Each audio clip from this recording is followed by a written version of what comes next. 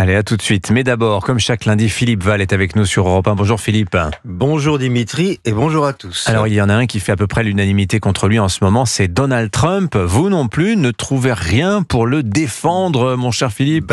J'aurais bien voulu trouver une note discordante pour donner un peu de piment au concert, mais rien ne me vient. Quand je l'ai vu brandir son grand carton avec la liste des pays pénalisés par les droits de douane, j'ai espéré un moment que deux infirmières entrent dans le bureau ovale en disant « Allez Donald, ça suffit, on va retourner à l'hôpital, c'est l'heure de ta piqûre ».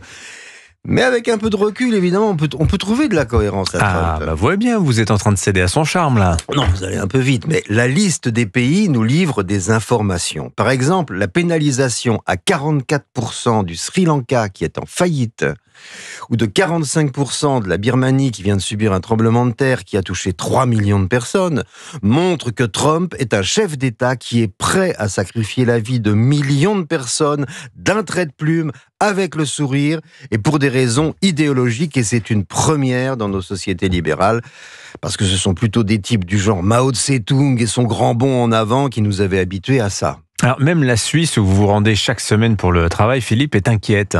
Oui, et beaucoup de patrons suisses, les doigts de pied en éventail sous leur parasol de neutralité, ont applaudi très fort au retour de Trump. Mais cette semaine, l'enthousiasme a fait place à une stupeur silencieuse, ponctuée par le claquement de dents fiévreux des laboratoires pharmaceutiques et le tic-tac angoissé des horlogers de luxe. Il faut dire que les Américains eux-mêmes sont un peu stupéfaits par la politique de Trump. Oui, et je pense notamment aux militaires et aux puissants services secrets qui, depuis un siècle, se sont constitués, formés, construits contre la Russie, contre la menace russe.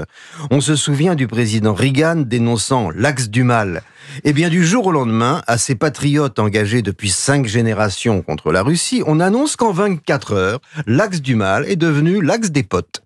Et c'est un choc culturel aux conséquences imprévisibles. Revenons à la carte des taxes douanières, Philippe. Eh bien, elle révèle bien sûr que la Chine semble l'ennemi principal. Mais Trump sait très bien que la Chine va compenser en détournant son agressivité commerciale vers l'Europe. Ensuite, tout le monde a observé que Cuba, la Russie, la Biélorussie, la Corée du Nord étaient épargnés par Trump. Il est difficile de ne pas y voir une bienveillance pour les dictatures et il y a là, peut-être, une explication freudienne. Qu'est-ce que Freud vient faire là-dedans, Philippe ? En réalité, ces décisions, à quelques exceptions près, comme le malheureux Lesotho, sont toutes dirigées contre l'Europe, y compris, comme je le disais plus haut, les mesures contre la Chine. Les États-Unis ont été fondés par les Européens. Ils ont été à leur manière une forme de réalisation des lumières libérales de l'Europe. On pourrait dire que l'Europe est le père des États-Unis. Or, Trump est le prototype de l'Américain qui veut effacer toute mémoire européenne. Il est l'Europe. Avec Trump, l'Amérique est en train de tuer le père, et le père, c'est nous. Il ne faut pas se tromper. Il partage avec Poutine la détestation de notre culture, de nos libertés et de ce qu'il en reste aux États-Unis. D'où leurs étranges affinités électives. Même la chef du gouvernement italien, Giorgia Meloni, hier admirative de Trump, commence à comprendre le problème. Alors, l'Europe va-t-elle réagir selon vous, Philippe ? Sans doute. Ce sont les peuples qui payent les droits de douane. Et la hausse d'impôts effective que vont subir les Européens risque de doucher quelques enthousiasmes trumpistes. Et comme l'amour est une preuve d'amour, c'est en s'interdisant de douter de la victoire que nous, Européens, devons aimer nos modes de vie, notre culture, nos économies et nos régimes de liberté, lesquels constituent à ce jour le meilleur modèle du monde.